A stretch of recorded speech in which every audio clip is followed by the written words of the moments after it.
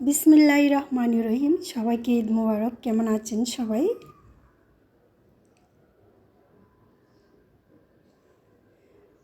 অভাবের চেয়ে অবহেলা বেশি মারাত্মক। কারণ অভাব মানিয়ে নেওয়া যায়, কিন্তু অবহেলা মানিয়ে নেওয়া যায় না। অভাবের চেয়ে অবহেলা মানুষকে বেশি কষ্ট দেয়। আসসালামু আলাইকুম, আমি জেসিন স্বপ্না ঢাকা থেকে বলছি। জেসিন স্বপ্না বলক থেকে সবাইকে আরেকবার স্বাগতম। কাছে এবং দূরে, দেশে ও দেশের বাইরে যে যেখান থেকে আমার ভিডিও দেখছেন এবং দেখবেন, আশা করছি আল্লাহর রহমতে সবাই ভালো আছেন। আলহামদুলিল্লাহ, আমি ছোট্ট পরিবার নিয়ে ভালো আছি। দেখতে দেখতে আমাদের পবিত্র ঈদুল আজহা চলে গেল। অনেক অপেক্ষা ছিলাম আমরা, আমাদের ঈদ আসবে, আনন্দ করবে পরিবার সবাই মিলেমিশে। এই তো ঈদ চলে গেল, আবার কি আসবে সেই অনুষ্ঠানের অপেক্ষায় আমরা থাকি। কারণ আনন্দ সুখ জিনিসটা বেশিক্ষণ থাকে না, সাময়িকের জন্য। আর কষ্ট, দুঃখ, যন্ত্রণা এগুলা না মানুষের সারা জীবন থাকে। সব কিছুই ধৈর্য সহকারে আমরা মেনে নিয়ে হাসি মুখে জীবন কাটাই, জীবন চলছে, বাস এই তো। আমরা মেয়েদের জীবন বলে, সংসার বলো, সুখ বলো, চা বলো, সব কিছুই সবসময় একটা না একটা ভুল থেকে যায়। কারণ মেয়েরা না সব কিছু মানিয়ে নিতে নিতে অভ্যস্ত হয়ে গেছি। নিজের চেয়ে পরিবারকে বেশি ভালোবাসতে হয়, আত্মীয় স্বজনকে ভালোবাসতে হয়। নিজের প্রতি যে কোনো চাওয়া আবদার থাকে, সব কিছুই কিন্তু প্রত্যেকটি মেয়েই ভুলে যায়। যাই হোক, ছোট্ট পরিবার নিয়ে যেভাবে ঈদ কাটিয়েছি আলহামদুলিল্লাহ। আর এখানে আমি আজকে যে একটা সেমাই রান্না করছি, এই সেমাইটা আমার বোন পাঠিয়েছিল। আমাদের গ্রামে ঈদ আসলে, ঈদের আগে এভাবে সেমাই বানায়। তো কার কার এলাকায় এরকমভাবে সেমাই বানায় আমি তো আর জানি না। যারা যারা বানান তারা ছোট্ট কমেন্টে মতামত জানাবেন। তো সেই সেমাইটা আমি রান্না করেছি, আর সেমাইয়ের সাথে আমি এই যে কটা পাঁপড় ভেজে নিচ্ছি। এটা কিন্তু আমার ঈদের ব্লগ নয়, ঈদের আগের দিনের ব্লগ। আর ঈদের ব্লগ আমি এখনও তৈরি করতে পারিনি, সেই জন্য আমি এই ব্লগটা দিয়ে দিয়েছি।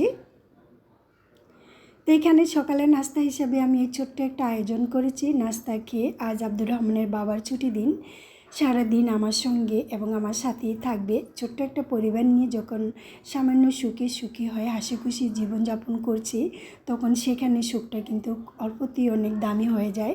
আর এখানে কয়টা ফল আমি লবণ দিয়ে আর পানি দিয়ে ভিজিয়ে রেখেছি। কারণ এখনকার ফলমূল বাজার থেকে আনলে এগুলো কিন্তু মারাত্মক বিষে আক্রমণ থাকে, কখন কি হয় কেউ বলতে পারে না। আমরা নিউজ খবরে দেখি অনেকেই এ ধরনের ফল খেয়ে মারা যাচ্ছে। তো আমার মতো ছোট্ট সোনামণি যাদের ঘরে আছে, সবাই লবণ দিয়ে আধা ঘন্টা বা 1 ঘন্টা এরকম ফল ভিজিয়ে রাখবেন, যাতে ন্যাচারাল হয়ে যায়, আর বিষাক্ত কিছু থাকলে সেটা চলে যায়। তো একটু ফল কেটে পরিবারকে নিয়ে সাথে খেয়ে, আর এই যে আমি দুপুরে রান্নার আয়োজন শুরু করে দিয়েছি। তো এখানে আমার ঘরে রুই মাছ ছিল, তো সেই রুই মাছটা দিয়ে আজকে আমি মিষ্টি কুমড়া ভেজে খুব সুন্দর করে একটা রান্না করব। আমরা মেয়েরা না অল্পতেই সুখী, অল্পতেই হাসি খুশি থাকি। আমাদের মেয়েদেরকে আল্লাহ কীভাবে বানিয়েছেন আমার মন রবই জানেন।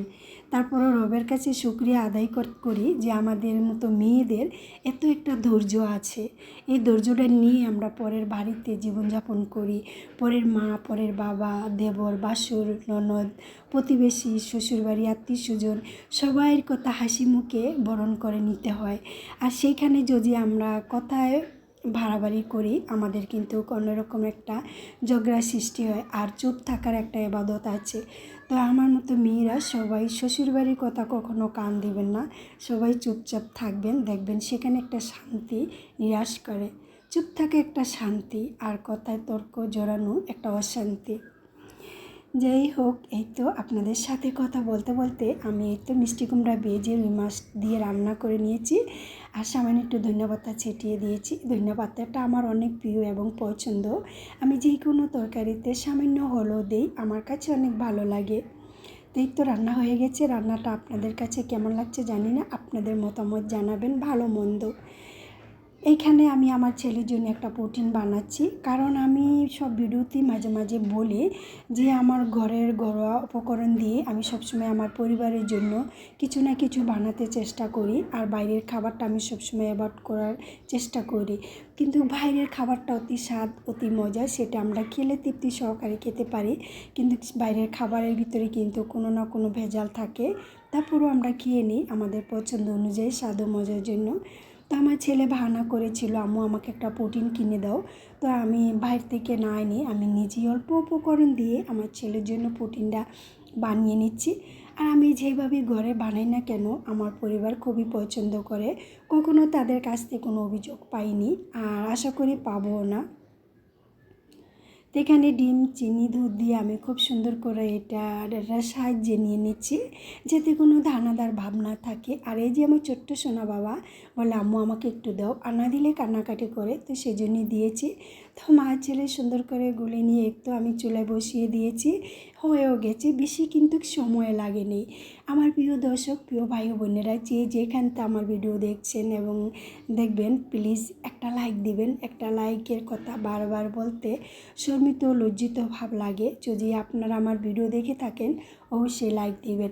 আর তুমি যদি আমার চ্যানেলে নতুন জয়েন হয়ে থাকো, আমার চ্যানেলটাকে সাবস্ক্রাইব করে আমার পাশে থেকে বেল আইকন অন করে থেকো, যাতে ভিডিও ছাড়া মাত্র নোটিফিকেশন তোমার কাছে পৌঁছে যায়। আর তুমি যদি এই কাজটা অলরেডি করে থাকো অসংখ্য ধন্যবাদ।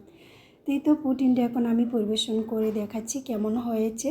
অল্প উপকরণ ঘরোয়া পদ্ধতিতে আমি প্রোটিনটা বানিয়েছি আমার ছেলের জন্য।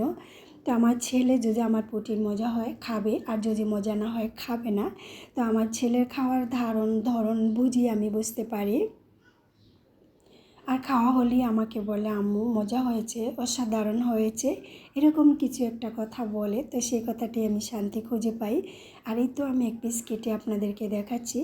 তো এই তো হয়ে গেছে আমার ঘরোয়া উপকরণ দিয়ে প্রোটিন। আপনাদের কাছে কেমন লাগছে? এই তো আমার ছেলে এখন খাবে আর আমাকে বলবে কিছু। তো মাশাআল্লাহ, পরিবার নিয়ে আল্লাহর রহমতে আলহামদুলিল্লাহ যেভাবে দিন কাটছে, এইভাবেই যেন বাকিটা দিন কাটে। বেশি চাওয়া বেশি পাওয়ার প্রতি লোভ লালসা নেই, অল্পতেই সন্তুষ্ট থাকি আমি পরিবারকে নিয়ে। সেজন্য আমার রব আমাকে অনেক ভালো রেখেছেন। এই তো ছেলে খাচ্ছে, আমি ওদেরটা খেয়ে নিয়ে। একটা পুরুষ কখনো নিজের কথা ভাবে না, সবসময় তার পরিবারের কথা ভাবে। তো আব্দুর রহমানের বাবার একটা অভ্যাস, যখন সময় সুযোগ পায় আমাদেরকে নিয়ে এরকম ছোট্ট খাবারের আয়োজন করে, আর আমাদেরকে নিয়ে একটু ঘোরাফেরা করে। তো হাজব্যান্ডের কাছ থেকে এই ছোট্ট ছোট্ট উপহারগুলো পেয়ে আমি সবচেয়ে খুশি হই, আর আমার কাছে অনেক দামি মনে হয়। কারণ একটা পুরুষ পরিবারের জন্য দিন রাত পরিশ্রম করে খেটে যায় পরিবারের কথা ভেবে। আর আমরা মেয়েরা যদি সে সামান্য উপহার হাজব্যান্ডের কাছে পেয়ে নিজেকে অনেক লাকি মনে করি, তাহলে আমাদের কাছে সন্তুষ্ট আর সংসারটাও সুখে থাকে। তো আব্দুর রহমানের বাবা হোটেলে গেলে সবসময় আমার পছন্দের খাবারটাই অর্ডার করে। তো আমি এই ধরনের খাবার খেতে পছন্দ করি, তো সে খাবারটাই অর্ডার করছে। আর এই তো ছোট্ট পরিবার মিলে খাবারটা খাচ্ছি আলহামদুলিল্লাহ। আমার রব আমার রিজিকে যা রেখেছিল, অল্পতেই সবাই সন্তুষ্ট থাকবেন, তাহলে সুখী হতে পারবেন।